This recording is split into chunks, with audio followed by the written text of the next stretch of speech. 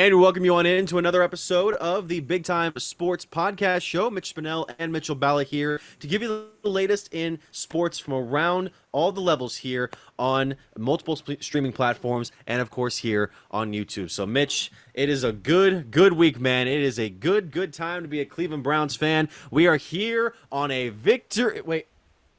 Oh, hold on. There was a Browns gave up a touchdown there. We are here on a what? Got the onside. All right. We're here maybe on a No. Okay. That's a touchdown. All right. We have Cade York, though. It's cool. There's still 22 seconds. We can get him in there. So let's if Jacoby. Yep. No. Okay. That's a pick. And yeah, that's one of the weirdest that's one of the weirder endings I've seen in my life, Mitch. I don't think it's possible. And Mitch, greetings. Happy Loser Monday, as I like to call it. Call it Therapy Monday in other places. Yeah. It's hard for me to think it's possible every year for something to top a year prior in my fandom of the Cleveland Browns. But yesterday they did it again. The Cleveland Browns went on to prove to every single person yesterday that I don't even know. I don't have words because it's just so embarrassing. I shut off my TV yesterday. We have NFL Red Zone here and fantasy football. I love it.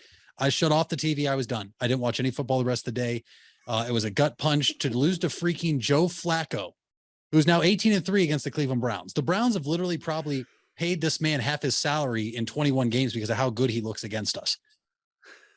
I don't know. And I can sit here and it's nothing personal against the person. Let's make it abundantly clear. But Joe Woods is an atrocious defensive coordinator. And I'm going to be in the minority here, but Kevin Stefanski should very well be on the hot seat because as much as you want to say things about the defense and it's all Joe Woods, your entire team lost focus with under 2 minutes to play. And that's on the coach. There's so many ways I can take this, Mitch, and I know we're going to get into it more and more, but we should probably just let the people know that maybe enjoyed their Sunday and maybe didn't turn on the game yesterday, which if you were that person, kudos to you because you saved yourself a lot of time, a lot of anxiety, and a bunch of heartbreak to where I woke up on Monday, where last Monday was happy. I was happy it was Monday. It was Victory Monday. And now here I am on another Monday, and I'm disappointed to be a Browns fan. We should also take into account those people who decided to turn off the TV or go away from the TV around 3:40 in the afternoon yesterday. And I don't blame you because once the Browns went up 30-17 and with less than 2 minutes to go, no timeouts for the Jets, you're thinking, oh, well, that's probably going to be it. I mean, even when there was the starting omen of your new savior, Cade York, missing that point after, you're like, who cares? It's still 2 touchdowns. It's whatever. And then you saw what happened unfold.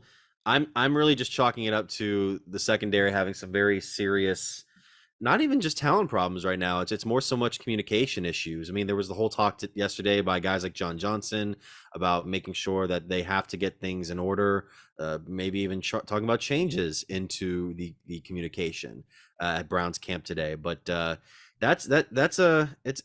I'm more mellowed out. I was more mellowed out even when it happened more than a lot of Browns fans were yesterday because I'm the kind of fan that has just, I have not suffered in my life as a sports fan compared to a lot of other people who especially were in the Cleveland area for many decades before me. That being said, I've kind of just learned to take it as an optimistic realist. I'm an optimistic realist when it comes to my fandom because I understand that many things can happen now in sports where unbelievable comebacks can happen. And when I see certain teams get out to a sizable lead, I think to myself, okay, well, there's still the opportunity for teams to really turn things around, even if all the elements are against them. And if I'm proven right by keeping my eye on a certain large lead, I think to myself, okay, well, I was right. And if they don't, and if a team doesn't come back, I'm like, oh, I'm pleasantly surprised. So yeah, even yesterday, I was just sort of like, well, the Jets did what they had to do, and the Browns gave them too many opportunities to do so. I told you before the season started, I never picked the Browns to win. I felt so confident in them this week. So of course, It was the time for them to have the biggest letdown. And I was up in Cleveland on Saturday, Mitch, with some friends. My one friend literally looked at me and goes, "We're going to beat the Jets, right? Like I don't need to be nervous." And I said, "Dude, this is one of the few times I'm nervous." Up 30-17, and Cade York misses a PAT. That still shouldn't matter. It really shouldn't. And your defense had a minute 55 to get a stop. Two different opportunities. Your quote unquote hands team, which it looked like they didn't even have any hands on the onside kick, was terrible. So, I mean, at this point you look, no, it's not Nick Chubb's fault. It's not. Okay, cool. In 2020, Nick Chubb was told, hey, if you get a first down, you should probably go down and, run the clock against the Texans. Keep in mind, they were playing in a legitimate hurricane, Mitch. All right. That was complete different circumstances. And our defense in 2020 wasn't good. Right. That's the difference. In 2020, when the Browns were making that run to the playoffs, what was the common theme in most of those games? Throw early. And we saw it against the Tennessee Titans, right? Throw early, get a giant lead, and then hold on for dear life. You saw it against the Jacksonville Jaguars that same year too, because the defense was that bad. Last year, yes, you can blame it on Baker Mayfield. You can blame it on whatever you want. I still remember watching the Chargers game and seeing Mike Williams wide open with nobody in the TV screen with him. This has been a problem for 3 years now, and the only common denominator with it is Joe Woods and the secondary, and it's part of the reason I have been so uptight about just crowning this top 5 defense on paper. They're not a top 5 defense. They're not a top 15 defense. They're a 21-28 defense. And until they prove me otherwise for multiple weeks straight, that's what they are. I don't care if we have Myles Garrett. I don't care if you have Denzel Ward, who's the highest paid corner, who would rather fight people on Twitter, because that's what he's doing today while we record this podcast. I don't care if you have Grant Delpit, who literally doesn't look like he knows what he's doing. It's so frustrating. You spend all this money in your secondary, the one spot of your team that you think is supposed to be so good. And Myles Garrett had 1 tackle yesterday, and then he wants to call it the fans afterwards. The fans have a right to boo. I would have booed. I turned down the opportunity to go to the game. And if I would have went to that game, I would have booed until I had no voice. Well, there were, and the boos definitely rained down at the end of that one yesterday. And that was a topic that I saw many people or not many people, maybe a few of them kind of touch on afterwards, where I think it might have been from The Athletic, but I can't remember exactly, where there was a topic of the Browns kind of trading in their chips of being the lovable losers, finally trying to win one once they traded for Deshaun Watson. Now, the Watson trade itself doesn't really have much to do with Sunday's loss, but it kind of brought up this sort of setup that the Browns, with that trade, kind of put themselves in a spot where they want to win now under any circumstance possible. And when you do that, with all the stuff that happened in the offseason, some certain fans kind of were turned off by it. Other fans stayed on. That being said, the team did that sort of move because they wanted to win now. Every team wants to win now, but they especially did that because they wanted to win now, because they didn't think they were going to do so in time. And yesterday was one that they should have won now. They didn't. And I'm never one to just let my emotions out on a single team in that sort of fashion, but I can see why some people are. Like, that's not the performance that you need to put up to satisfy the people who are pulling for you. Right. And then see, that's probably why it's good that we do this episode. We're doing this podcast together, because I'm completely opposite of you. And I was fed up, and it just, the Cleveland Browns realistically, Mitch, should be 0-2. They got lucky against the Carolina Panthers. And when you watched the game back and you see different angles, the Jacoby Brissett spike that the Panthers wanted for intentional grounding realistically should have been called intentional grounding. They've given up 34 points in the fourth quarter combined in 2 games. You're playing a Pittsburgh Steelers team that has gotten points on 2 offensive drives this season, or 2 touchdowns, this season. You know what the Steelers are thinking? The cure's at First Energy Stadium because Joe Woods is calling the defense. That they should be salivating. It's pathetic. Jacoby Brissett played great. Yeah. What we need him to do. Yeah, he had an interception, but this goes back, and this is where all the people that hate Baker don't agree with me. It's a lot different when you throw an interception when a team knows that that's literally the only option you have in order to move the football down the field and try to win a game. Right. So yes, he threw a pick, but at the same time, the dude was hurt. You saw him get tackled yesterday. He came up gimpy on his ankle. He played a great game. He really did. The offense phenomenal, 87 yards, 3 touchdowns for Chubb, Hunt 13 for 58. But this team, it's not a good football team. There's a reason I'm pessimistic, and until they prove otherwise, Mitch, I will go on record now. In Pick'em, I've already went through a sheet and I picked everybody the Browns play. I've picked the opponent through week 12 until Deshaun comes back. So I will not be picking the Browns on this podcast to win another football game up until I see Deshaun Watson. And even then, I probably won't pick them to win another football game. It's abysmal. Joe Woods is awful. He needs fired. And Kevin Stefanski's on the hot seat. And mark my words, if they lose to the Pittsburgh Steelers Thursday, Mitch, somebody will be fired. It'll be Joe Woods. It'll be Mike Prefer. It will go on for too long. And the only reason they can't fire anybody now is because they have 3 days before they play their next game.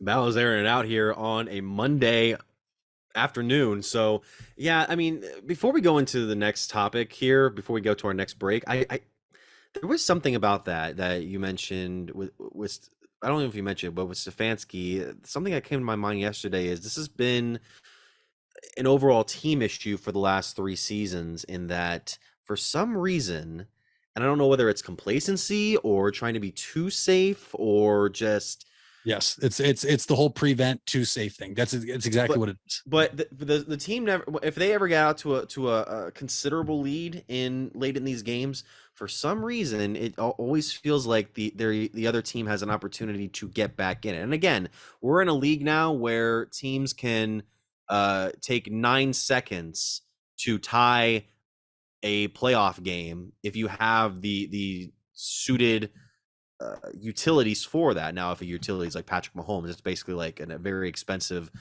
power drill. But yeah, for the only game I can really think of in Kevin Stefanski's 3 years in Cleveland has been where the team will get out to a lead and then you don't have to worry about them closing it out the rest of the way, was maybe last year's win in Cincinnati, because they scored a bunch in the fourth quarter. Nick Chubb had a huge run. Everyone thought Joe Burrow can't beat the Browns, and who knows if he will this year, considering how the Bengals have started. But yeah, even the game in 2020 where you got out 35-7 over Tennessee, and you almost give that up. The wild card game, people forget Pittsburgh cut the lead down at a considerable point. And even on that last onside that they tried, I was nervous about the Browns possibly giving that one up. Dallas in 2020, that game at 8 or Jerry's World, that's another game they were up by a couple scores and you were holding on for dear life at the end. Mitch, even the game last year, it wasn't convincing when we played the Bears and had 8 sacks against Justin Fields. Like that wasn't one where it was a wire to wire win. Neither was it against the Washington football team at the time back in 2020. That was where you had to score in the fourth quarter to really put them away. You're right. There has been very few complete games for a Kevin Stefanski led team in 3 years. And this is the year that you can put it on him. If you're the person that likes to give everybody the benefit of the doubt, right? 2020 COVID year, no preseason, first year head coach, doesn't know the system, whatever. Sure. Pass. Last year, second year, still didn't get a full off season and everything. Baker, torn labrum, torn whatever, bad shoulder, bad quarterback. Okay. Another pass. What's the excuse here? Because you knew Jacoby Brissett was starting. We all knew it. And you still elected not to give him first team reps for over half a training camp. But yesterday, it wasn't Jacoby Brissett's fault. It was the play calling on defense. It was your players losing focus. And Mitch, the last thing I'll say before we move on, the Jets lined up for an onside kick and we called timeout. Yes. And then there was a player that was put onto the field after the timeout that wasn't originally out there. And it was Amari Cooper. And the ball went right to Amari Cooper, and he looked like he wanted nothing to do with the football. He looked like he tried to slap it out of bounds instead of just falling on. And today, listening to any sports talk radio show in Cleveland you want to listen to, one Browns analyst said, to his knowledge, Amari Cooper was never on the hands team this offseason. No. I mean, this is the same team that's been utilizing Demetric Felton as the kick returner. God. I mean, granted, he didn't have a huge mess up until late in the game. I'll give him that this week. Granted, that shouldn't be the standard. And a lot of it's due to what you kind of have on your table right now. The Browns kind of dealing with certain players out. Obviously, they have to use Brissett because Watson's not available. And I'll give them a bit of a pass there because they didn't want to use Brissett so much that if you can risk him getting hurt in those 3 games. And then you got Josh Dobbs there for the next couple weeks of the season. And Dobbs didn't play bad in training camp, but that's your third string guy going in. That being said, Yeah, it's there are some places where it almost feels like the team is trying to put scraps in place, or not put scraps, but like put guys in places that they never haven't put in before or don't have a lot of experience in. Sometimes it works, but a lot of times it's kind of the results you might expect from a situation like that. The Detroit Lions did it yesterday with the tackle who had never played offensive tackle, and he'd been in the league for 6 years and got his first career start. It's possible, but at the end of the day, it comes down to coaching. And I don't think the Browns are coaching enough. My whole thing is you can use analytics in any sport you want, but at the end of the day, you need guys that can go out there and play the sport, have a nose for the ball, know what they're doing more so than what the numbers say. And I think this coaching staff and everybody are way too caught up in analytics. And I don't think the coaches do a good job of coaching a player on, hey, you didn't do this right. You know, you fix it as a coach, you tell the player how and show the player how. I just think it's more so, hey, we got to correct that. And they don't correct it because this is 2 weeks in a row. The Browns secondary has given up bombs. And after week 1, Greg Newsome said it won't happen again. It's an easy fix. Well, Greg, doesn't seem like it's an easy fix. What are your guys, the listeners and the viewers' thoughts on where the Browns are at after this loss? I mean, are you like Mitch? Do you think there should be some considerable possible changes here in the coming future? I mean, again, that would wreck my whole thing where I said that who was it? Cliff Kingsbury was going to be the first head coach fired. I mean, Yeah. who knows if that's going to be the case anymore after yesterday. So I want to get your guys' thoughts on that. Obviously, you can leave a comment below. You can also follow us on our streaming platforms, Apple Podcasts, Spotify, and SoundCloud. I just learned this. I'm an idiot. Apple Podcasts, you cannot watch the video on. Spotify and Anchor and YouTube, obviously, are the only ones you can watch us on video. Apple Podcasts and SoundCloud, you can hear our rich leather-like voices on through your headphones. So when we come back, we'll be going over more into week 2 of the regular season for the NFL. We'll also get into some more baseball talk here later on in this program. When others treat your fries as an afterthought, all you're left with are cold, soggy fries. That's why Wendy's new fries are ones you won't forget, guaranteed to be hot and crispy, or we'll replace them. We're talking natural cut, skin-on fries, perfectly seasoned with a hint of sea salt. In fact, they're even preferred almost 2-to-1 over McDonald's. These are fries so hot and crispy, they beg a new question. What would you like with your fries? Try them today, only at Wendy's. At participating U.S. Wendy's, taste preference based on a national taste test by an independent research company. Buying a home has never been so affordable with record low interest rates. Hartzler's Quality Housing is ready to put over 40 years of experience to work for you. Family owned and operated since 1978, Hartzler's has a wide selection of model homes on site with a knowledgeable team to help make your new home a reality. Open 6 days a week, visit them off I-77 in Dover or online at hartzlers.com. Hartzler's Quality Housing. Quality from start to finish. You deserve the best. And at Ferris Chevrolet, Buick, Cadillac, Toyota, that's what you get. We consider you, the customer, to be part of our family. Anybody can make promises, but when you visit Ferris, you get the Ferris deal from a Ferris wheel. So if you're looking for a car, truck, or van, think Ferris. Think Ferris! Hard work is something you're accustomed to. Van Nostrand Young understands that principle. Our access is achieved with organizations like Grange Insurance. Safety and prevention specialists utilize our VanCan assessments process to ensure that you and your colleagues are in the best hands. You want the safest environment for your business, and we can guide you there. Call Van Nostrand Young Insurance in North Canton at 330-497-1867. We all have 206 things in common. Our bones keep us up and moving. And we at Cleveland Clinic Union Hospital care about every single one of them.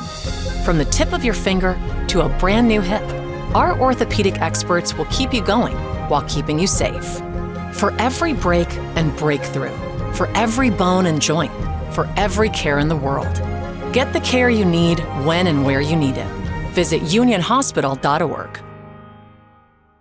Be sure to take a trip to Sugar Creek for the upcoming Ohio Swiss Festival from Thursday, September 29th through Saturday, October 1st along Dover Road, Main Street, and Maple Street. Established in 1953, the Swiss Festival transformed Sugar Creek into a lively Swiss village to showcase the rich cultural heritage. From wine and cheese samplings to races, contests, and parades, the Swiss Festival offers something for everybody. Take the kids out for fun games, delicious food, and exciting rides. And be sure to get there for Steinstossen, the stone throwing competition's Friday and Saturday nights. The Ohio Swiss Festival, Thursday, September 29th to Saturday, October 1st in downtown Sugar Creek. For more information, go to ohioswissfestival.com or find Ohio Swiss Festival on Facebook. And we're back here on the Big Time Sports Podcast Show, going over week 2 of the NFL. And, we're going over the loss of the Browns suffered to the Jets in a stunning fashion yesterday. Now, granted, Mitch, yesterday was not a good not a good day for the rest of the division, so we're lucky in that retrospect. Could be the Bengals right now. Could be the Bengals who just lost in Dallas. A little surprisingly to Cooper Rush. But I want to start off in Miami yesterday. I believe it was in Baltimore. Like yesterday, everything looked like it was going to be an easy Ravens win over the Dolphins, and Tua Tagovailoa just dropped 4 of his 6 touchdown passes in a quarter. I mean, what happens in that game that allows the Dolphins to make that comeback win over the Ravens? Yesterday was the day of snooze fest football games or just unbelievable comebacks you didn't see coming. We were one of the 3 victims, unfortunately, for the teams that collapsed. But yeah, the Ravens giving up 28 points in the fourth quarter to the Dolphins. Mitch, give credit to Tua. Honestly, you have to. 469 yards passing, 6 touchdowns.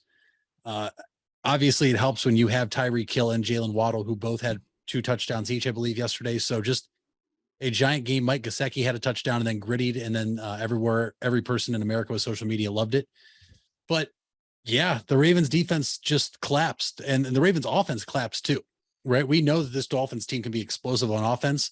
They brought in Mike McDaniel from San Francisco, who I think will be able to work wonders with all that talent. But this guy, I was kind of ready to see if the backups were going to get in for the Ravens. And sure enough, the Dolphins came back, but apparently this was just a story around the league yesterday. And it just shows you now, Mitch, like literally no lead is safe. No game is over until it's over. And anybody this year can beat anybody because these teams are just playing their behinds off the first couple of weeks of the season to stay alive. And I don't know. I know that the Browns and Browns fans and media talked a lot of crap all week, and Robert Saleh said he was going to save the receipts, and he did.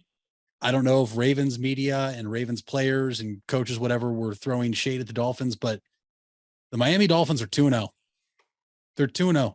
I can't believe they're 2-0, but I think that's why this loss hurt so much yesterday for the Browns, is because if you would have won, you would have had a full game buffer up in your division, because the Ravens lost, as did the other 2 teams in your division. But do you think this says more about the Ravens or more about the Dolphins? I think it says more about the Dolphins, because I don't think people expected Tua to have a start like this, like he has right now. I mean, the whole I think a lot of people that I've been talking to, the whole conversation going into Sunday was, oh, this will be the team that Lamar takes over next year once he doesn't re-sign with Baltimore. And now people are thinking, oh, well, Tua could have something here. And, the Tua versus Joe Burrow conversations are kind of sparking up again, because Joe Burrow has lost 2 consecutive games now, post Super Bowl 3, I guess. Last week losing against Pittsburgh, obviously, and then losing this week to the Cowboys. Things are weird right now in Cincinnati, and this is not the same. This is not as good of a team that went to the Super Bowl last year. It's Burrow with a couple of his key guys, but other than that, right now the team has been considerably struggling on offense. Mitch, Cooper Rush outplayed Joe Burrow yesterday. Yeah. 235 yards and a touchdown for Cooper Rush. Joe Burrow, 199 yards and a touchdown. Look, I told you before, I don't think the Bengals are going to be nearly as good as they were last year because they play a tougher schedule, but this is a game just like the Browns had this weekend that you should be able to look at on the paper and say, this is a win without Dak Prescott, and you lose the Dallas Cowboys. The Bengals right now, to me, Mitch, are in a really tough spot, because I believe since 2020, since the playoffs expanded, no team has made the playoffs since starting 0-2, and they are 0-2. And it looks like the Super Bowl hangover is in full effect for the Cincinnati Bengals. And it's going to be interesting to see what happens because that offensive line, Mitch, looks worse. And they spent a lot of money in free agency to address it. Yeah, I mean, I'm looking over the games now. By the way, some breaking news. Jadeveon Clowney will be inactive this Thursday against the Steelers, so that'll be one part of the starting lineup that will not be available for the Browns defense. And Clowney even had that forced fumble yesterday. So again, the line is doing what it can. I think they underperformed yesterday because people were expecting Myles Garrett to break the sack record, and Flacco wasn't really that pressured compared to somebody like Baker the previous week. But going back to that, obviously the Steelers losing to the Patriots, not the most exciting game from this week, but it's a considerable one. As far as the rest of the AFC goes, again, we talked about it before today. What is going on in Indianapolis? Because the Colts losing 24-0 to the Jaguars. I'll give Trevor Lawrence this. It's one of maybe his best career games so far.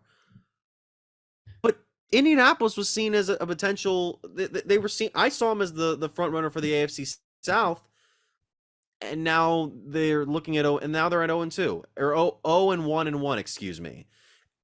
I don't know what's happening here, especially after against two teams that were considered to be basement dwellers in the NFL this year.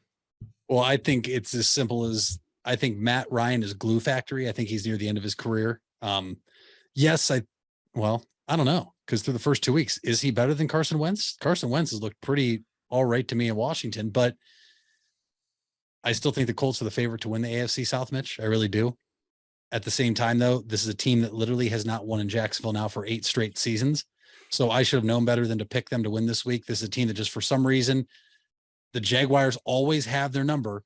This is also a team starting a different quarterback in week 1, I believe for the 5th or 6th straight season. So the continuity isn't there. I mean, we know as Browns fans, you have a different quarterback walking in and out of that door almost every other week. There's no chemistry there. And so the same thing can be said with the Colts. And you also had Pittman Jr. out yesterday, just a rough day for Jonathan Taylor on the ground, but hey, give the credit to the Jaguars.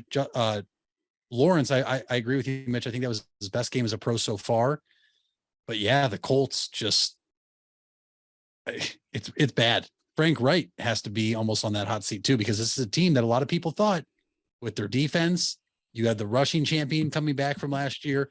You upgraded at quarterback, or so you thought. This is a team that should be top 4, top 5 team in the AFC, and they're looking up in the standings right now.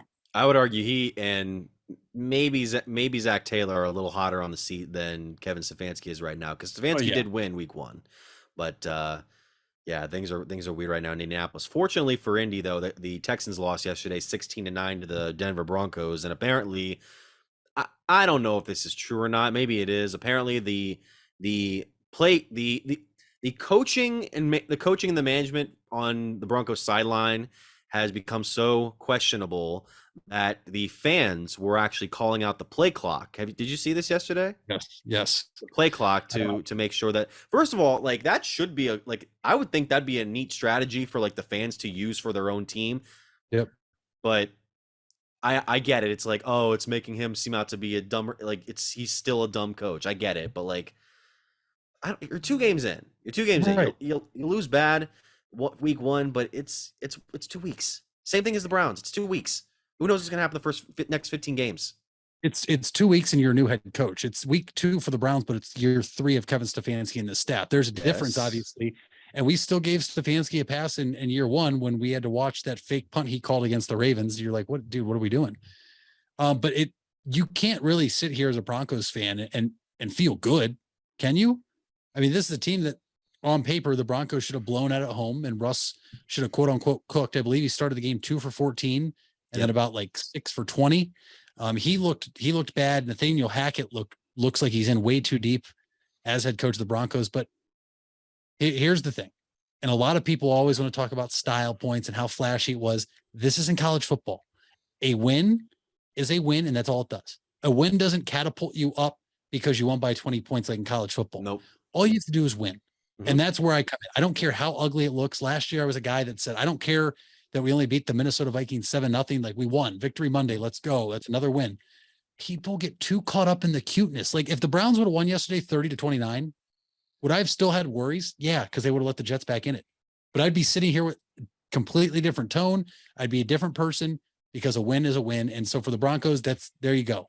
But Mitch, to your point, there has been a lot of people talking, that the Broncos sideline is very dysfunctional right now through 2 games. And that is not a good sign, especially if you're Russell Wilson, you just wanted to get out of Seattle to hopefully go to a new place that's going to be a little bit better for you offensively. And through 2 games hasn't looked the best. And again, with Wilson now, more of his old teammates with the Seahawks coming in now, that like, what was going on between those guys that they're just letting it all out on Twitter and letting it all out at these games? I mean, how rough was the situation near the end between Russ and those guys? Like, I'm kind of like baffled by it because of the public persona he puts out, but who knows? Other games, you also have the Giants beating the Panthers. So the New York Giants are 2-0 on the season. That's an interesting development. The Buccaneers survived against the Saints. It looked like they had some real issues for a while. There was a fight that broke out, but they were able to get the victory. Lions beat the Commanders.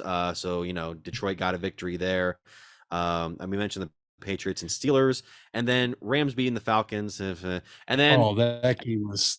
Well, hold on. You want to talk about another game that they were up 28-3. The Rams, they almost pulled a Falcons against the Falcons. They were up 28-3 before the Atlanta Falcons came roaring back in the fourth quarter. Or not, according to the box score, they weren't. So maybe it wasn't 28-3, or maybe it could have been. I don't know. I'm not good at math. Well, another game. Go ahead. Well, I was just saying that's another game that, Mitch, the Rams don't look nearly as what they were last year. And you could say it's a Super Bowl hangover for them too, but at the same time, it's a lot of these teams we expected to look great, Mitch, haven't in the first 2 weeks. Granted, It's only 2 weeks, and some of these teams that look bad are still 2-0, but it's going to be pretty interesting to see what happens here just in the next few weeks. Well, the one game featuring another West team that I wanted to get to, which was a comeback, was the Arizona Cardinals, who were down 20-0 to the Raiders, but then scored 16 points in the fourth, and then scooped up a 59-yard fumble for a touchdown in overtime. So, yeah, that's it's such a weird dynamic right now in week 2, where a lot of these games are just very basic by the book. And then a lot of them were teams getting out to big leads and then other teams not being able to get back in it. So it's fascinating. But then the one that I really wanted to get to because of the implications for the rest of the year, also the Packers beating the Bears 27-10. You predicted it. I predicted it. I think I might have given the Bears a little more credit. And it wasn't a huge blowout, but it was not a close game for most of it. Can we just stop putting that game on Sunday Night Football? It's every year. Why every year do I have to watch the Bears and Packers play on national TV? As long as Aaron Rodgers is still the Packers quarterback, I think we might be able to get away from it. But the thing is, who knows how long it's going to be? So it's not going to be that big of a gap between that. And it's the oldest rivalry in the league. That'd be like putting the Yankees. It's like not scheduling the Yankees and Red Sox on national television. It's just the way that it is. It's the way that it is. And now the game that I wanted to get to as well was the 49ers beating the Seahawks 27-7. However, when San Francisco did what they did this offseason and made Trey Lance their starter, and Jimmy Garoppolo thought, oh, I'm going to be traded. And then he wasn't traded. Then he gets one of the highest paying backup contracts we've seen ever.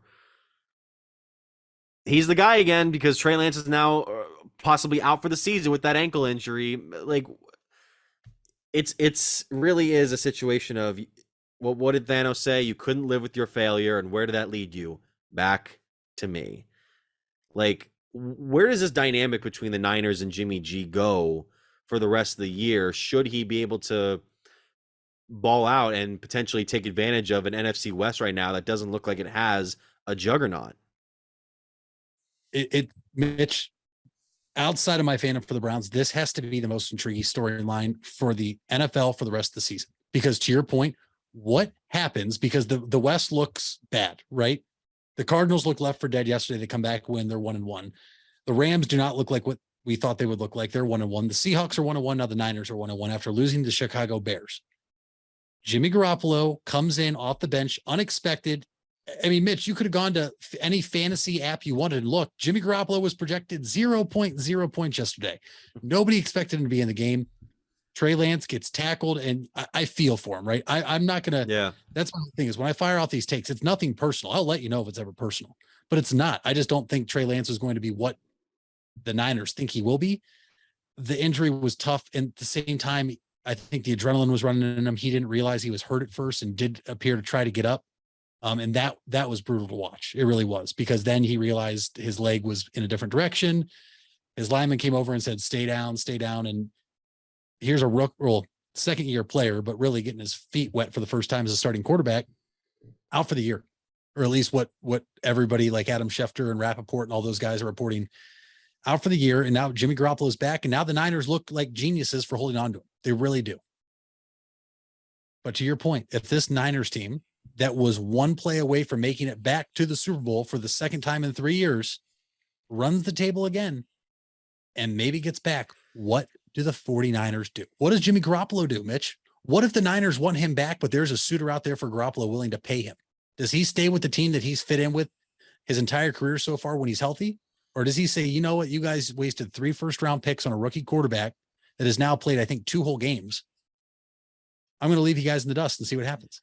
He would wager massive money from other teams, which could cause the 49ers to wager even more massive money should he be able to get something done. And granted, he was only, I mean, I shouldn't say only, but 13 of 21, 164 yards and a touchdown.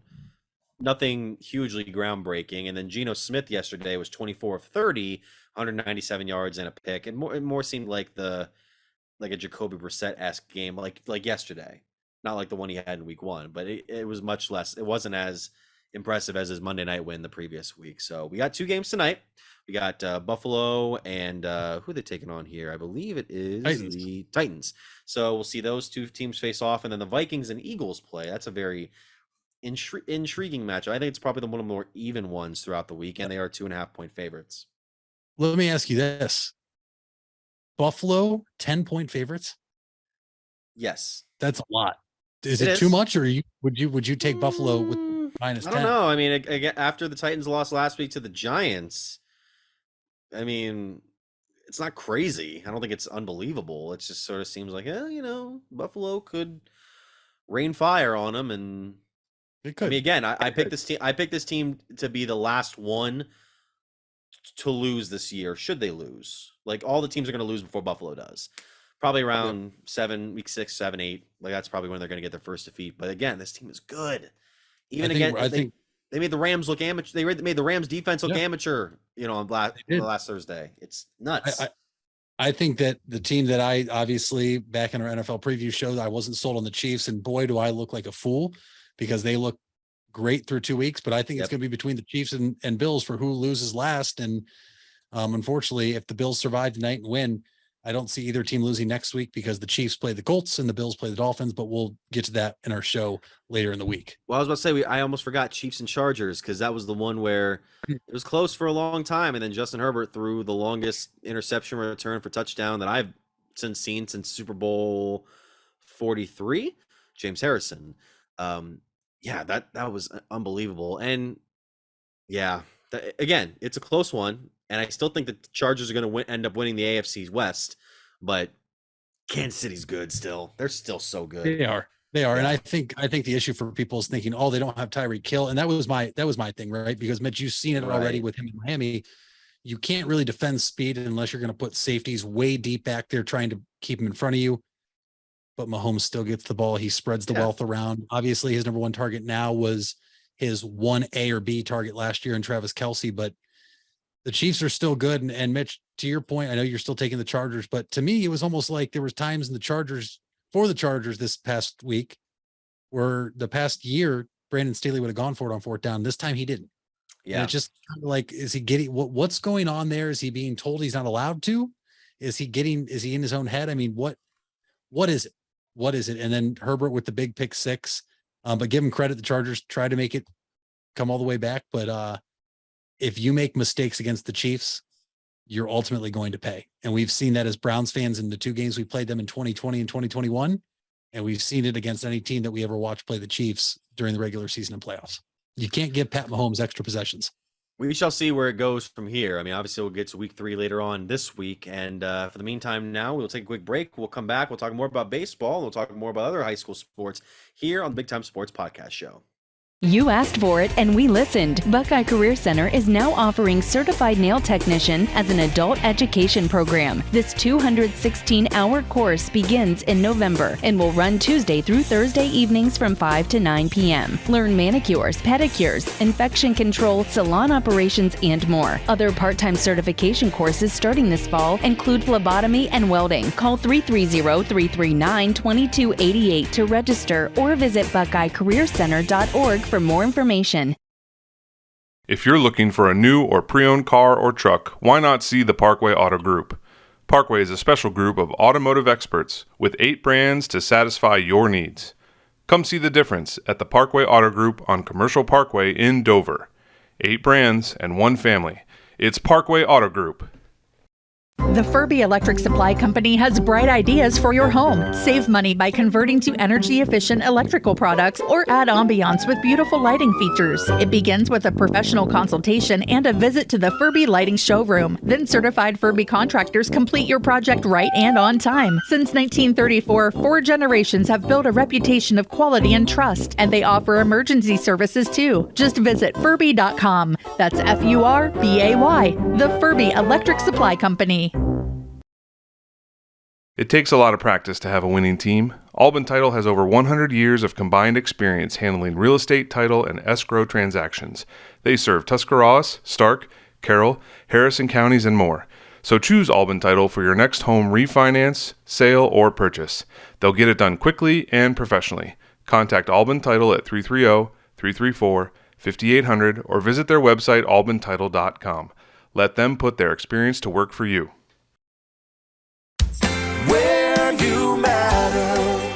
You matter. Everyone plays a part. We all have a role. Each of us can make a difference. You do matter, and the best way to have a positive impact is to pay it forward.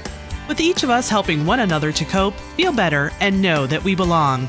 Pass on the positivity today. Tell someone else they matter too. Alt Care. Alt Care, Alt Care. Where you matter. Fall is in the air and part-time career enhancement courses at Buckeye Career Center are on the horizon. Registration is now open for Introduction to Beekeeping, Basic Small Engine Repair, and Sign Language. These part-time offerings run on Tuesday evenings and begin in November. Let Buckeye Career Center help you learn a new skill or advance your current skill set. Call 330-339-2288 for more information or to reserve your seat in one of these or our other part-time classes. Be sure to take a trip to Sugar Creek for the upcoming Ohio Swiss Festival from Thursday, September 29th through Saturday, October 1st along Dover Road, Main Street, and Maple Street. Established in 1953, the Swiss Festival transformed Sugar Creek into a lively Swiss village to showcase the rich cultural heritage. From wine and cheese samplings to races, contests, and parades, the Swiss Festival offers something for everybody. Take the kids out for fun games, delicious food, and exciting rides. And be sure to get there for Steinstossen, the stone throwing competition's Friday and Saturday nights. The Ohio Swiss Festival, Thursday, September 29th to Saturday, October 1st in downtown Sugar Creek. For more information, go to OhioSwissFestival.com or find Ohio Swiss Festival on Facebook. And we welcome you back here on the Big Time Sports Podcast Show. Mitch Spinell alongside Mitchell Balla. So, Mitch, yesterday while the Browns game was going on over at First Energy Stadium, some fans were actually over at Progressive Field for the 4th of 5 games between the Minnesota Twins and the Cleveland Guardians. Now, the Guardians currently are active against Minnesota as we record this podcast. It is the bottom of the first inning, and the Guardians are working their way with runners on second and third, nobody out, so we'll see if they can get some runs here. So the Guardians are actually, like I said, in the midst of a 5-game series right now with their Central Division rivals. The Twins currently in third place, Chicago White Sox in second, and the last 4 days, Mitch, have been very vital to Cleveland keeping still in that lead in the division. They are, as of now, 3.5 games ahead of Chicago and 6 games ahead of Minnesota after beating the Twins this past weekend. The first one was on Friday. That was 7-6. The doubleheader on Saturday was 6-4. And we'll definitely get to the next one here, which was, I believe, Yes, I don't have the score of that one yet, but I 7 will to soon. 6. 7-6. That was 7-6. Then okay, I know what it was. I was looking at the wrong set of games. So it was 4-3 on Friday, 5-1 on Saturday, the first game, and we'll definitely get to the 7-6 game here in just a bit. And then, of course, they lost Sunday 3-0. So right now, the Guardians are looking pretty good against Minnesota, and they're keeping level. They're not letting Chicago just run back into this race right now. Where do you think, where do you see this team holding itself up because of Saturday's nightcapper, which I believe you were at, the 15-inning extravaganza that happened over at Progressive Field on Saturday night? Mitch, have you ever been part of the 14th inning stretch? Did they do it? They really did. Oh yeah. Wow. We did, okay. We did a That's 14th cool. inning stretch. I have We not. really did. I have not been to it's been a long time since I've been to an extra inning game over at the ballpark. I mean, usually by the 9th or 10th inning, we kind of just take off because, we gotta drive a long ways back. But Yep. that's an interesting scenario there. That's really cool because for most of the game, that it just felt like the team with that second base runner rule, it just felt like the team wasn't able to put runs together at many points up until the end. Yeah, they really weren't, and it was frustrating for sure. But I was there for over 5.5 hours. We actually got in the gate because the lines were so long. Walked in at 7:01, heard the first pitch thrown at 7:05, and it was after 12:30 when we left the stadium. I won't lie to you, Mitch. We had been out all day. We left our seats at the start of the 15th. When we walked out the gate off the home run porch is when Rosario would have hit. Whether they gave him a hit or error, I still don't know. But the walk off for us to win, crazy. But at the same time, the Guardians have done what they needed to do. If they get a win today, Mitch, I would feel so confident because then worst case scenario, the White Sox are off today.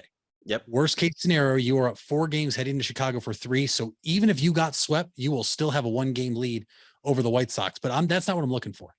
If you win today against the Twins, I need to see you win 1 game in Chicago. That's all I need. I need you to win the season series against the White Sox. So if you do tie them, you have the tiebreaker with head-to-head, and it's as simple as that.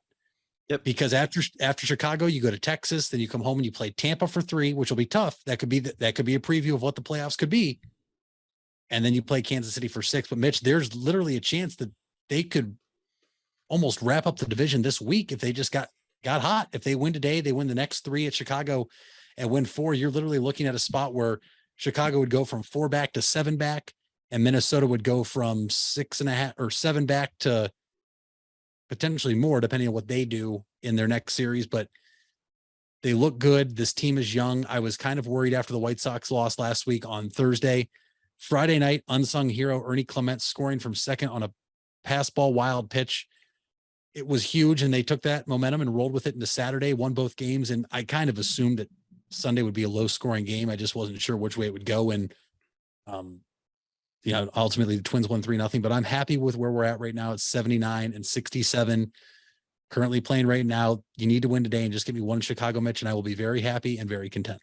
Well, you're off to a good start because the Guardians just took a 3-0 lead on a Josh Naylor home run off of Sonny Gray in that opening frame. So we'll see if the Cleveland can hang on there. It is Cal Quantrill, who has been one of those sneakily effective starters in the American League so far for this month. And again, the man has never lost at Progressive Field, which is an unbelievable stat considering how long he's been with the club for his career. So yeah, we'll see what happens for the next 8 innings. I mean, you mentioned it. Winning that game against the White Sox would give you the tiebreaker, as winning against Minnesota has. I would still be nervous against some of those lesser teams because that could be an easy trap into just kind of letting your guard down. I mean, not saying that the Rays are a terrible team. I mean, they're still kind of in the mix, but they're not in the same levels of like some of the playoff potential teams you've been facing off here in the last month or so, like your teams like your Seattles or even your Chicago's here coming up. The 15 inning game, I think, was a little bit worrisome at first. And I think you needed yesterday to really sort of like regroup your guys because using all of those players had to have thrown off everything you want, using so much of your bullpen, who has been so good down the stretch. But yeah, I'm very curious as to if the team is going to hold, and we keep saying this, but the team has been still holding up, even if it's a clubhouse full of 22 to primarily 28, 29-year-olds. This team has really been one of those young squads that has played like a bunch of veterans so far this year, and Brian Shaw. Just had to get that one in there. But to your point, Mitch, and there's been so many unsung heroes, and that's why Saturday night, the unsung hero was Kirk McCarty. That is a guy in the bullpen who has not had a great year when he's gotten called up for spot starts. He's shown some glimpses. I think out in Boston this year, he actually had a really great performance. He came out of the bullpen and he gave you 2 or 3 innings of solid relief. And it was great because if he doesn't do that, whether you guys lose or if he just kind of get hit around, you have to use another arm. You don't know what happens. But to be honest, Mitch, he was an unsung hero in that game. He did very well. Brian Shaw did well. My only gripe with this team right now, and unfortunately, there's nothing to do to fix it. So I'm going to have to suck it up as a Guardians fan, as I hope this team makes the playoffs. But it's Owen Miller. Owen Miller is killing you, whether it's at the plate or as I watched Saturday night at second base where he makes an error and then the Twins put up a 5 spot in the 8th inning. He's a guy that has kind of been around for too long. You saw it with some other guys that we've gotten rid of before. You saw it with Yu Chang this year. You've seen it with, gosh, we had so many other guys. Oscar Mercado was another one we had earlier in the year. Owen Miller was hot in the month of April, halfway through May. Mitch, he's not a first baseman. He's not a second baseman, and he is not an everyday player in a major league lineup. He, to me, is the weakest link because even if you want to say Miles Straw can't hit, Miles Straw is the best defensive center fielder, according to everything this year in baseball. Your catchers are there for the pitchers, right? We knew that going into the season, the catchers, whatever they did offensively was going to be a bonus. Granted, I think they both kind of turned it around slightly here in the second half, but Owen Miller is just killing this team. So as long as the lefty's not on the mound, Naylor needs to be at first, then you DH one of these other young guys because I ultimately think they're giving you better production and better at bats than Miller. But other than that, Mitch, here we are. Monday, September 19th, still in first place in the American League Central. If you would have told me that at the beginning of the season, I would have ran to the window with my ticket and put it in there. And ultimately right now, if best case scenario, if we win today and we sweep Chicago, Mitch, you're almost at a spot where you can kind of start to line up the pitching rotation how you'd like it to be for the playoffs. And that brings me to this question. Your wild card teams as we stand right now, as they are literally changing every day for the most part, Toronto would be the first wild card.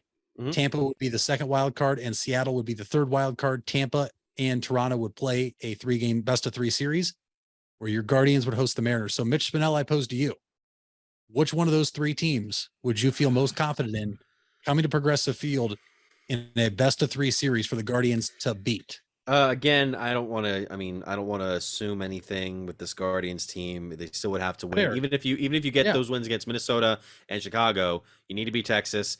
You can do what you got to do against Tampa Bay, who is a wild card contender, and you got to beat Kansas City at least 3 times. Otherwise, you're just putting yourself in a bad position. As far as those 3 teams, though, it's really tricky. I might have to. It's probably one of the East teams. Because I got scared after that Seattle series. Like I don't know what to I wouldn't know what to expect in a 3-game setup like that because of what Seattle was able to do against them in their backyard, where Safeco, or not Safeco, whatever it's called now, has been T-Mobile Park.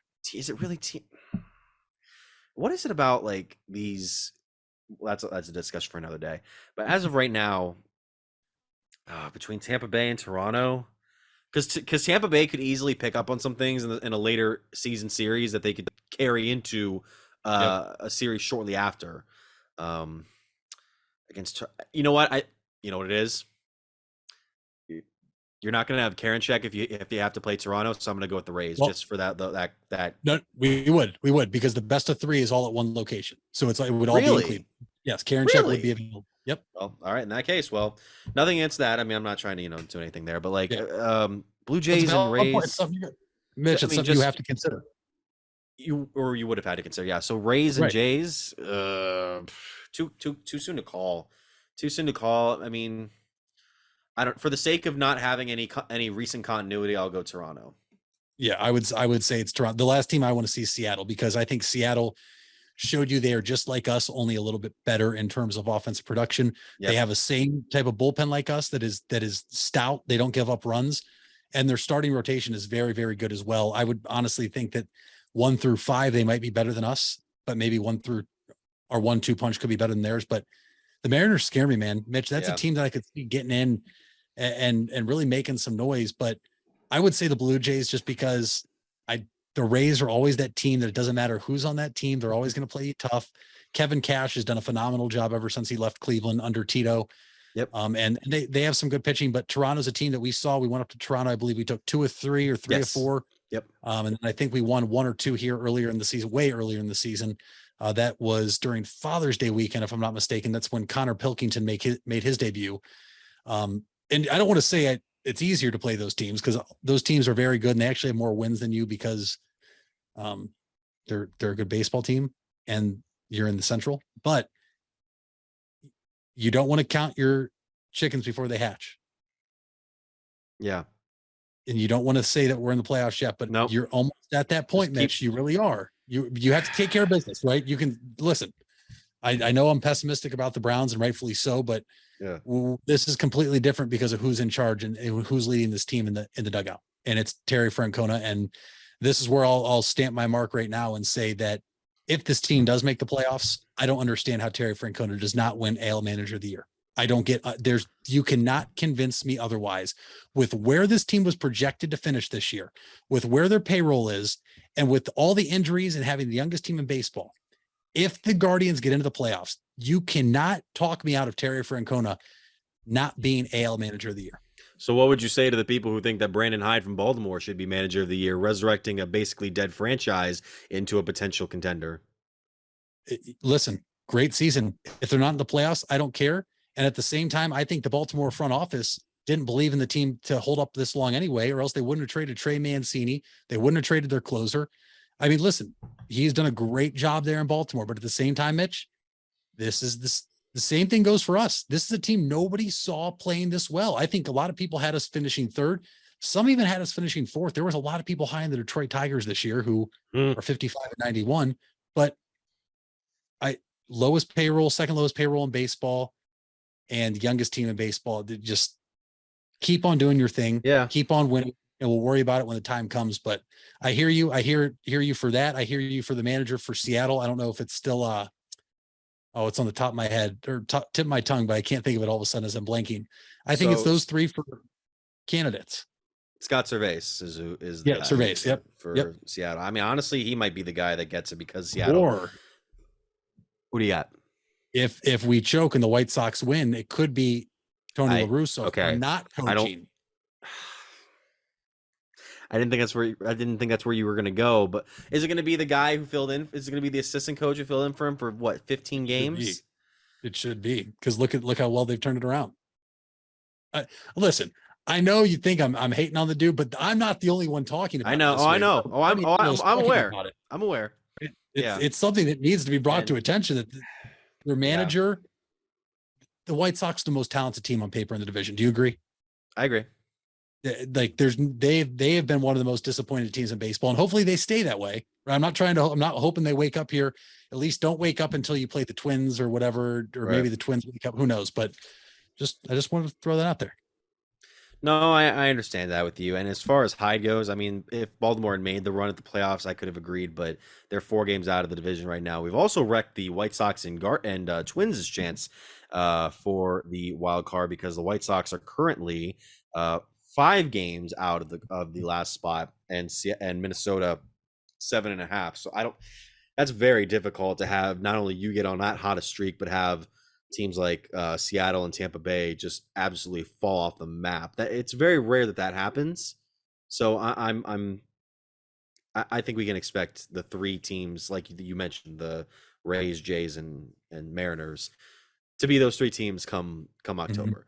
As far as that, we will go into the next topic here in just a little bit. But I want to give a quick message to the audience about an upcoming event here we're going to mention here on Big Time Sports, and that is the 2022 Ohio Swiss Festival. Now, this is an event that is taking place from September 28th on Thursday all the way to Saturday, October 1st. So there are many, many great events events coming up here for the festival. You have stuff like the tasting, such as wine and cheese, that'll take place Friday and Saturday from noon to 9. Craft beer will be from 3 to 9:30 on Main Street. The wine and cheese tasting will be at the fire station, I believe. And as far as the rest of the festival goes, there's so many different events that you can take you and your loved ones to. I mean, the kids can just have fun, the different sorts of games and the rides that'll be at the event. And, of course, we'll have the stone throwing competition among many other events here at the Swiss Festival. So be sure to check out for that. For more information regarding the festival, you can actually go to ohioswissfestival.com, or you can find the Ohio Swiss Festival on Facebook. When others treat your fries as an afterthought, all you're left with are cold, soggy fries. That's why Wendy's new fries are ones you won't forget, guaranteed to be hot and crispy, or we'll replace them. We're talking natural cut, skin-on fries, perfectly seasoned with a hint of sea salt. In fact, they're even preferred almost 2-to-1 over McDonald's. These are fries so hot and crispy, they beg a new question. What would you like with your fries? Try them today, only at Wendy's. At participating U.S. Wendy's, taste preference based on a national taste test by an independent research company. If you're purchasing a new home, the team at Hartzler's Quality Housing is here to help. Take advantage of record low interest rates to make your new home a reality. Locally owned and operated since 1978, Hartzler's Quality Housing has the experience to guide you through the process. You'll find a wide selection of model homes on site to fit any budget. Open 6 days a week just off I-77. You can also visit them online at hartzlers.com. Hartzler's Quality Housing. Quality from start to finish. You deserve the best. And at Ferris Chevrolet, Buick, Cadillac, Toyota, that's what you get. We consider you, the customer, to be part of our family. Anybody can make promises, but when you visit Ferris, you get the Ferris deal from a Ferris wheel. So if you're looking for a car, truck, or van, think Ferris. Think Ferris. You invest a lot in your home and vehicle purchases. Van Nostrand Young and Associates want you to feel secure should anything happen to those investments. We partnered with providers like Grange Insurance and other industry leaders to be sure you're presented with the most complete coverage to fit your needs. Because we're not only here to protect the items you invest in, we're here to protect your future as well. Call Van Nostrand Young Insurance in North Canton at 330-497-1867. We all have 206 things in common. Our bones keep us up and moving. And we at Cleveland Clinic Union Hospital care about every single one of them. From the tip of your finger to a brand new hip, our orthopedic experts will keep you going while keeping you safe. For every break and breakthrough, for every bone and joint, for every care in the world. Get the care you need when and where you need it. Visit unionhospital.org. Be sure to take a trip to Sugar Creek for the upcoming Ohio Swiss Festival from Thursday, September 29th through Saturday, October 1st along Dover Road, Main Street, and Maple Street. Established in 1953, the Swiss Festival transformed Sugar Creek into a lively Swiss village to showcase the rich cultural heritage. From wine and cheese samplings to races, contests, and parades, the Swiss Festival offers something for everybody. Take the kids out for fun games, delicious food, and exciting rides. And be sure to get there for Steinstossen, the stone throwing competitions Friday and Saturday nights. The Ohio Swiss Festival, Thursday, September 29th to Saturday, October 1st in downtown Sugar Creek. For more information, go to ohioswissfestival.com or find Ohio Swiss Festival on Facebook. Welcome back to the Big Time Sports Podcast Show. Mitch, before we get to our next subject, I want to stick to baseball just a second because I forgot to mention this yesterday. This season from Aaron Judge is unbelievable, man. 2 home runs last night in the Yankees contest. He is at 59 home runs, which is the most that anybody's had in a season since, I believe, his teammate Giancarlo Stanton a few years ago with the Marlins. This is unbelievable, and I had some notes here. It was just from @TalkingYanks on Twitter. The Yankees have 16 games left this season. Aaron Judge, his best stretch of hitting home runs in 16 games this year, he had 13 from July 14 to August 1st. Now, the big thing is everybody wants Judge to hit 60, except if you don't like the Yankees or Judge. I want to see it happen because the last time we've seen it was back in 2001, which, speaking of which, Barry Bonds hit 73 home runs that year. If Judge were to go on that hot streak that I just mentioned, he would still fall one short of where Bonds ended up to break the all-time single season record, which is, it's something to think about, but it is honestly, that's the other thing that I'm really keeping my eye on with this baseball season right now, alongside with what the Guardians are doing in the Central.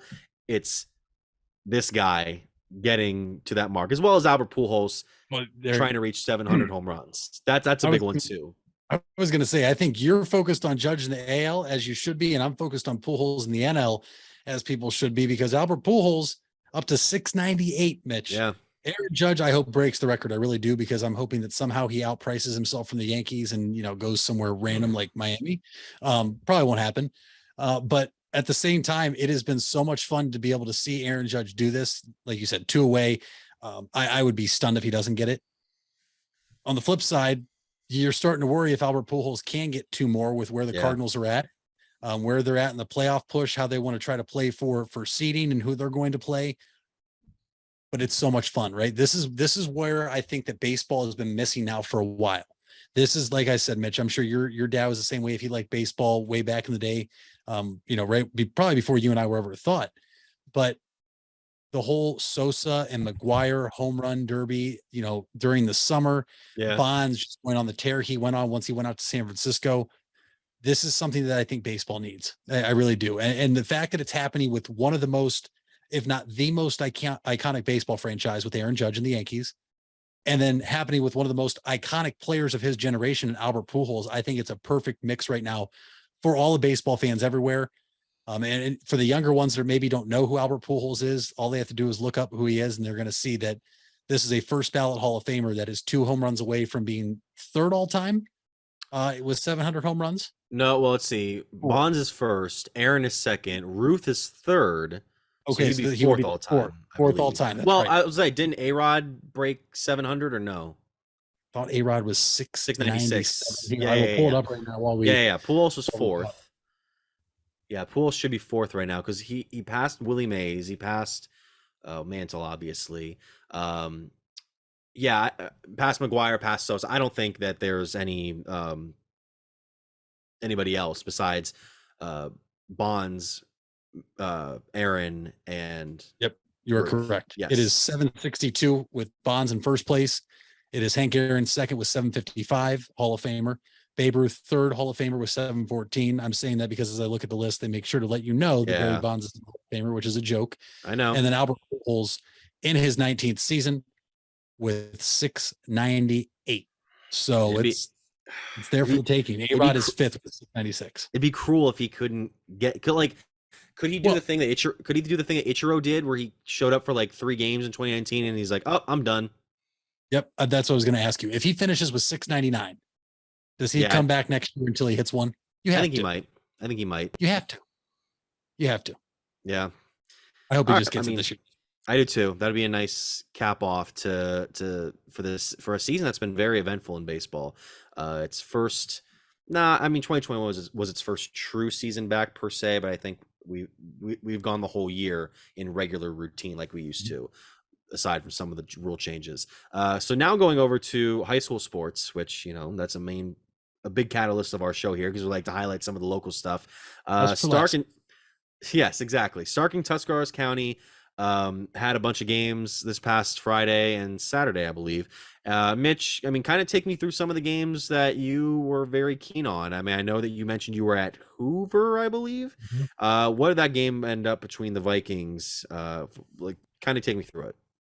The Vikings ended up defeating Glen Oak 41-31, Mitch, and it was a game that was very close in the first half and a game that Hoover put away in the second half. But as soon as you thought the game was over, Glen Oak came roaring back. Really, though, Mitch, the difference in the game is Glen Oak just couldn't get out of their own way. And for everybody out there, that's the story for a lot of teams. But here's the thing. Glen Oak is young. How young, Mitch? They have 99 players on their roster, only 16 seniors. And the players at their skill positions like quarterback and running back are not seniors. So you're talking about the guys that touch the ball the most are not upperclassmen. I believe Adrian Burt is Avante Burt is the junior who's the running back. Adrian Burt is the brother sophomore quarterback. So you're talking about two guys in the backfield touching the ball almost every play that are not seniors. This is a team that's very talented. They just can't get out of their own way. And I think that's where you're starting to see the youth creep up, but give credit to Hoover. Carson Derlin, the quarterback for the Vikings, tremendous. Mason Ashby returned the kickoff from Glen Oak after the first drive of the game to the house, put Hoover in front. But it was a really great game. But Mitch, Stark County in general, amazing. Glen Oak, they've now lost 2 in a row in Federal League play. That is Hoover's first win in Federal League play. Week 4, they had their week off. Jackson Perry, a thriller, right? And just like I remember last episode, I said, hey, if you like quick football games, Mitch, this is the game you want to go to. Jackson defeated Perry 32-31 in overtime.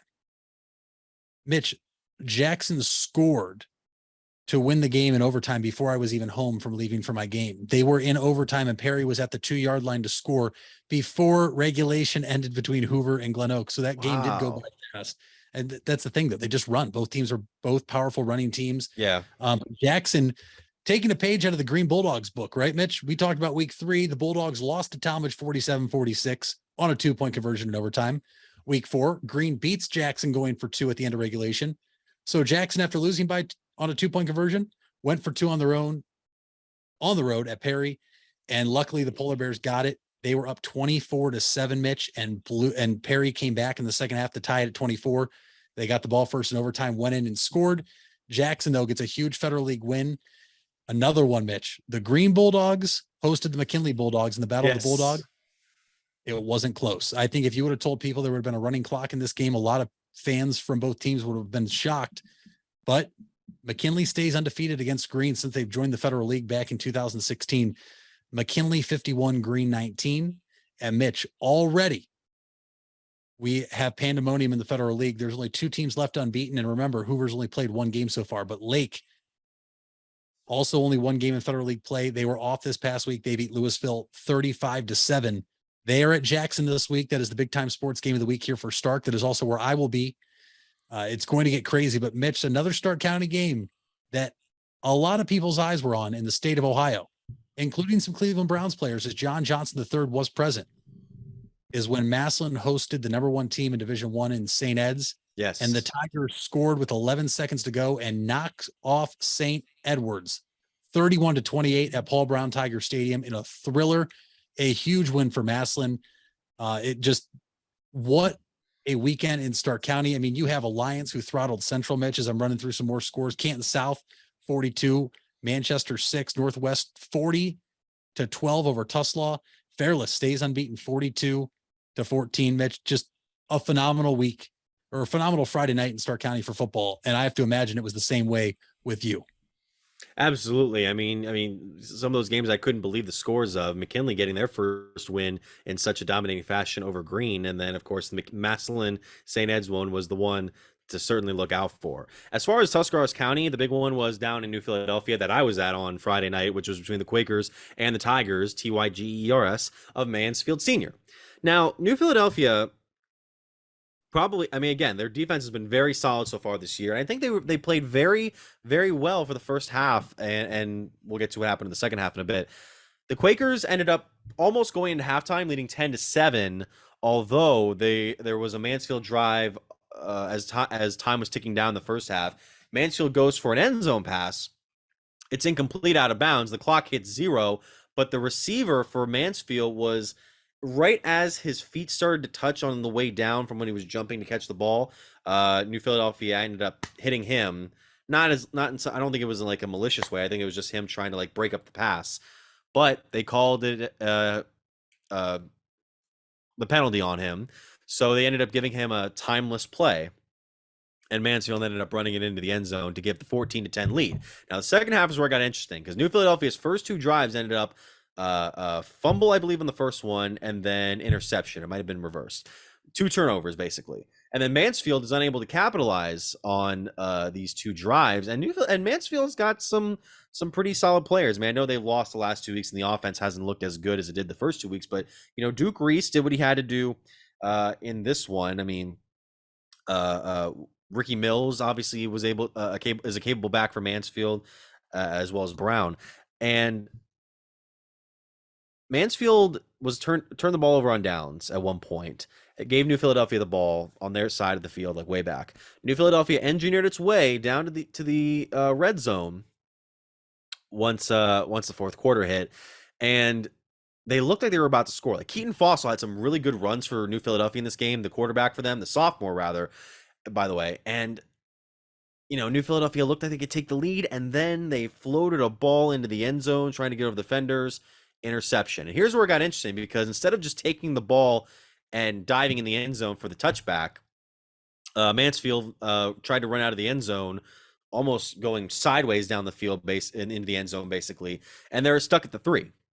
So they're stuck still deep in their territory. And then a couple plays later, Reese arced a ball over to, I believe, Amar Davis. And Davis ran 97 yards for the touchdown that, if you were there, Mitch, you could have felt the air get sucked out of the stadium. Basically, it was that deflating for New Philly fans, and the offense just looked like it ran out of gas right after that. There was a bunch of easy drives for Mansfield, and so New Philadelphia now is they lost 21-10. They are 2-3 on the year, 1-2 in the OCC, and it's going to be very interesting to see where Coach Mike Johnson's squad will go throughout the year. We also had Dover dropping their first, getting their first loss of the season, 29-13 down in Steubenville. And, Spencer Osovich had a big game for them, 2 early touchdown runs. JJ Barton had 2 touchdowns, I believe, for the Tornadoes, so give him credit for that. And then the Crimson Tornadoes will return home this week to play Canfield, which is also a featured game here on Big Time Sports. You can listen to it on your local access cable channels, I believe Spectrum 15 and 989, as well as Massillon CT 128. Of course, also on BigTimeSportsOhio.com. Other scores from around the conference, you had we had the New Cumberstown and Indian Valley game. We had the New Cumberstown kids in the studio earlier this week.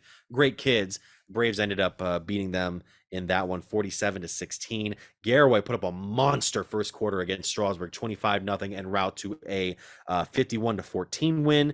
We also had some close ones in there. I mean, East Canton edged Sandy Valley 34-28 in the final seconds. Great win for the Hornets there. And then Claymont shut out Buckeye Trail 27-0. Ridgewood beat Malvern 34-7. So Ridgewood rebounding from that last loss last week. And then Tusky Valley ended up being Central 35-7.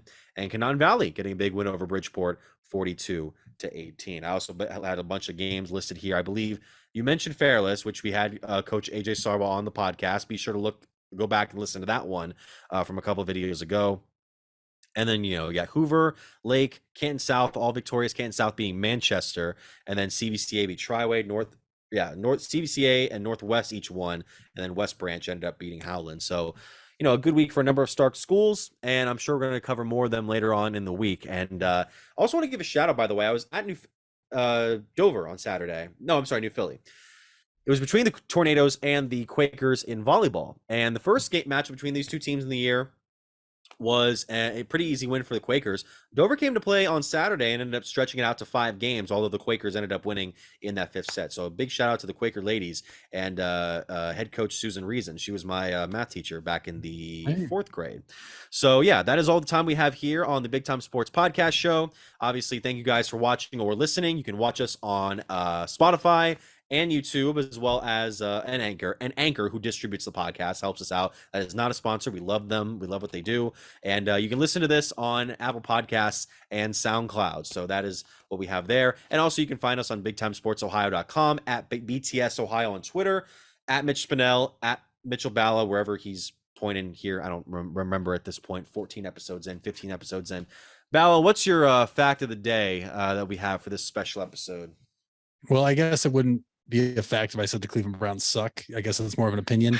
It's 2 games. So they're gonna get over it by Thursday, man. They're gonna get back to it. Goat Biscuit's gonna throw 3 picks. We're gonna do this whole thing again, and we're gonna have a victory Friday. It's gonna be great. Well, your fun fact for you is that if you ever need to taint a crime scene, get a koala, because koalas' fingerprints are indistinguishable from humans. Literally, it says so much so that they've actually tainted crime scenes before. How do the hands don't know. Are they shaped like human hands? I've always I mean, wanted if the koala's there, then your crime, not only is your crime scene tainted, but nobody's going to believe a koala did it unless the victim has like koala Brain marks. camera. What do koala marks look like? I don't know. I'm not trying to find out though. I No, don't find out. No, I haven't met a koala personally, not yet. Thanks for listening and watching to this episode of the Big Time Sports Podcast Show.